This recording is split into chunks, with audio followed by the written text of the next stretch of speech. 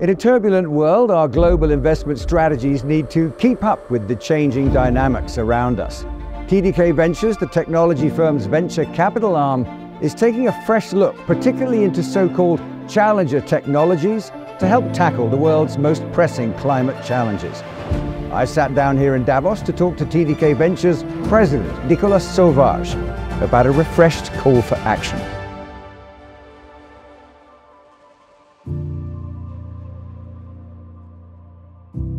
Nicolas, good to see you again. Thanks for joining us. First of all, who are TDK Ventures?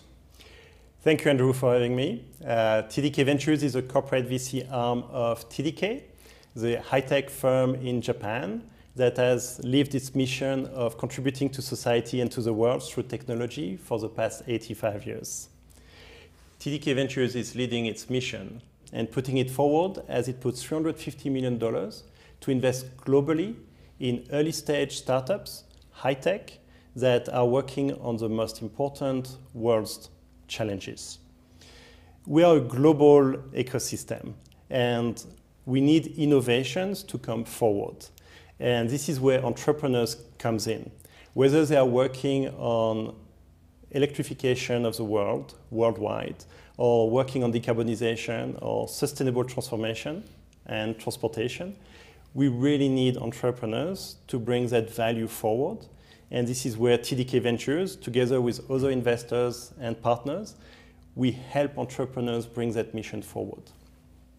So Nicolas, the last time we spoke, we talked all about new technologies and the role they have to play in affecting climate change. And presumably those technologies are still absolutely essential in terms of moving forward. But we've all been commenting on how 2024 is a year of turbulence. Geopolitics has changed, supply and demand is now a different game. How does that affect your approach to investing? You're right, Andrew. There are many existing technologies that are crucial, like wind, solar, lithium-ion batteries for energy storage. They are still key for this action to climate. But with these geopolitics changes, we can see how we are moving from a globalized world to a fragmented world. And that's putting pressure on these existing technologies. And what we are looking at is what are the next technologies.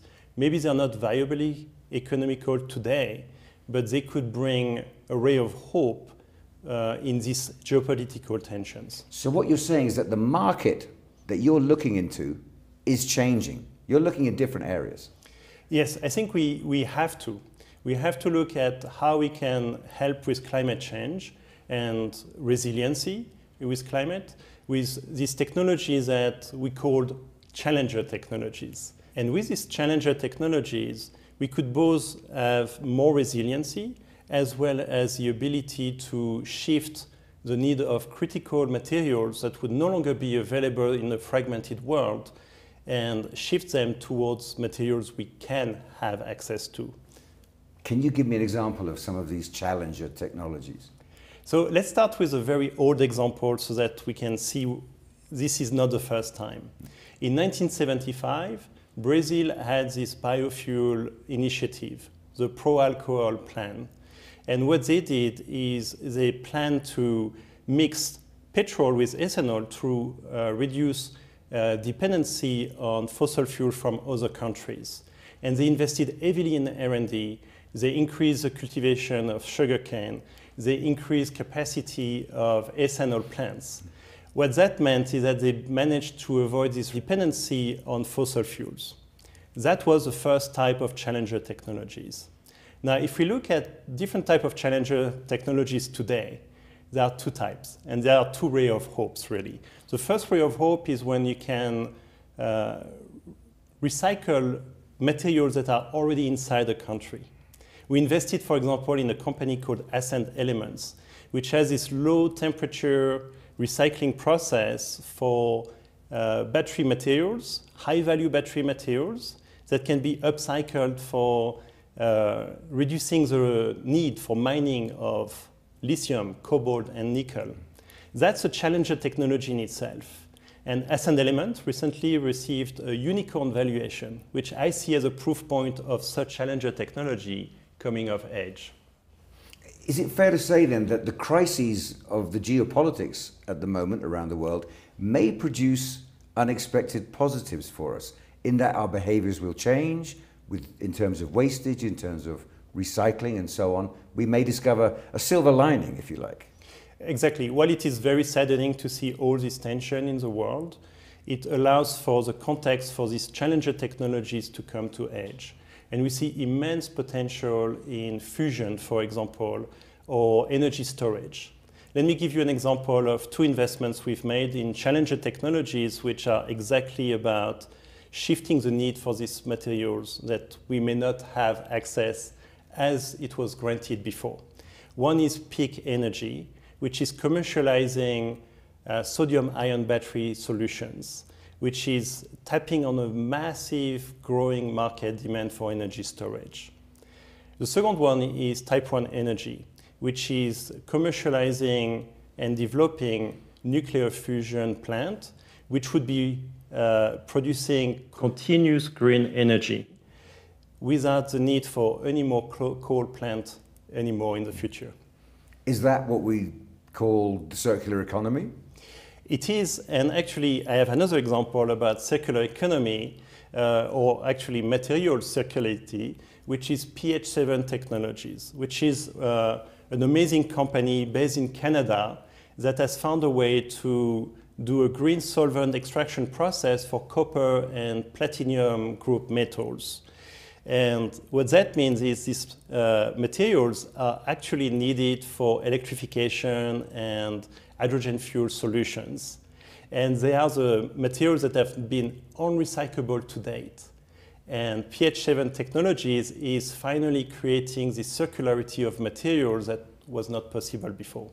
And with all these partnerships that you're forming and the kind of debates that go on here in Davos every year, do you find that you're moving in step with the international debate in terms of the circular economy, in terms of reusing energy, in terms of these things? Are you at the front of this kind of momentum? Well, venture capital is all about identifying opportunities to invest early when it's not yet obvious. Clearly, the technology we invest in are very early stage. They are still very risky. They still need help. And part of our mission at TDK Ventures is not just to bring capital to these startups, but also bring value, added value, what we call TDK goodness, which could be a range of services like marketing and scaling and early proof points with pilots with TDK and their customers to make sure that they have the ability to commercialize and scale and get to the unit economics where when they scale, they can scale very, very big. Are there specific technologies that you have a particular confidence in, or that you are seeing that you are absolutely certain need your support and your investment? The example I mentioned about type 1 energy is one that I feel very strongly about. If we manage to make nuclear fusion work at scale, this is going to be such a drastic improvement to the world, to our planet. So I'm hoping that we find ways, us as venture capital, but also governments and citizens, to make sure that these new technologies that are really green, really important, get to the scalability where it can be deployed all around the world. So I think nuclear fusion is definitively one that's very important. But if I go back to peak energy with sodium-ion batteries, this is a place where we don't need lithium for everything.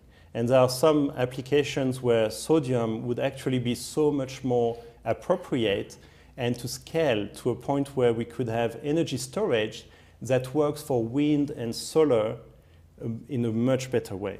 So Nicolas, we talked a bit about Davos and the ideas here and the ideas that you have and how you're keeping in step with those. There was another example you wanted to give me of a company that you're working with like that. Yeah, another example of investing that will advance the World Economic Forum initiatives and goal is our collaboration and investment in DVROD. This is a company that is working on these extreme water issues like flood and drought. They provide a global data solution that measures exactly the water levels and allows to anticipate and forecast this water risk in advance. And if you think about climate resiliency, this is a really important problem to tackle with water.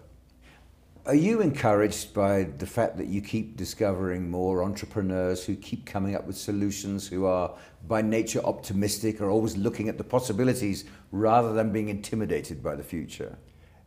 Actually, entrepreneurs is the fuel of innovation, and we like to call the entrepreneurs the impact scalers.